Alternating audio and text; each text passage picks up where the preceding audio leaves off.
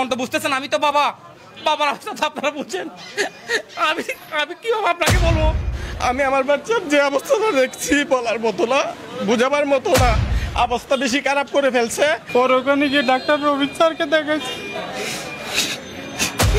Penis বেশি কাটার কারণে গিয়ে উনার পেনিসের নিচের স্থান দিয়ে যেটা রগ আছে ওটা এখন ইনফেকশন করে একটু মশা ধরছে।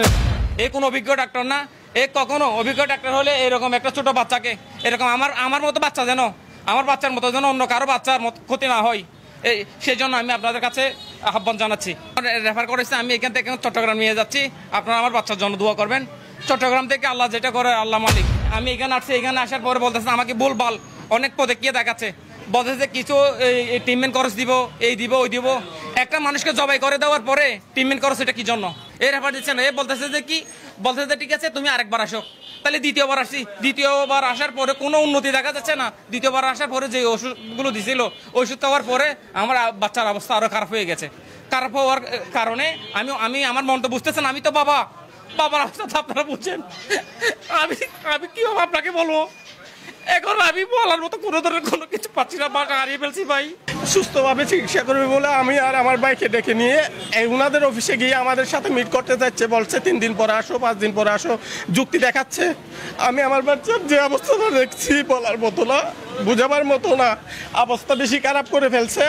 উনি যে ডাক্তার ওটা সঠিক প্রমাণ আছে কি নেই এটা আমি সরকারের কাছে তুলে ধরতেছি, সেটা সঠিকভাবে যাচাই বাছাই করে যেন সঠিক তদন্তের মাধ্যমে একটা সুস্থ সুন্দর একটা বিচার হয়, এই অনুরোধ রইল। আমার ভাতিজা অসুস্থ, সবার কাছ থেকে দোয়া চাই আমার ভাতিজার জন্য।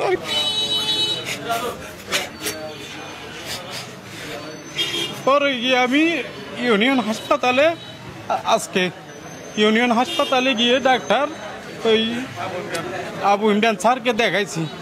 আবু ইমরান স্যার বলছে এই বাচ্চার যতটুকু খদনা করার স্থানে কাটার কথা ছিল ততটুকু কাটে নাই।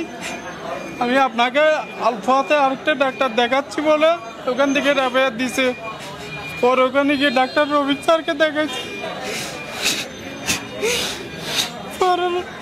রবিন স্যার দেখার পরে গিয়ে বলতেছে আপনার বাচ্চাকে যতটুকু ওনার ফেনিসে যতটুকু কাটার কথা ছিল তার থেকে নাকি বেশি কেটে ফেলছে। পেনিস বেশি কাটার কারণে গিয়ে ওনার পেনিসের নিচের স্থান দিয়ে যেটা রগ আছে ওটা এখন ইনফেকশন করে একটু মশা ধরছে।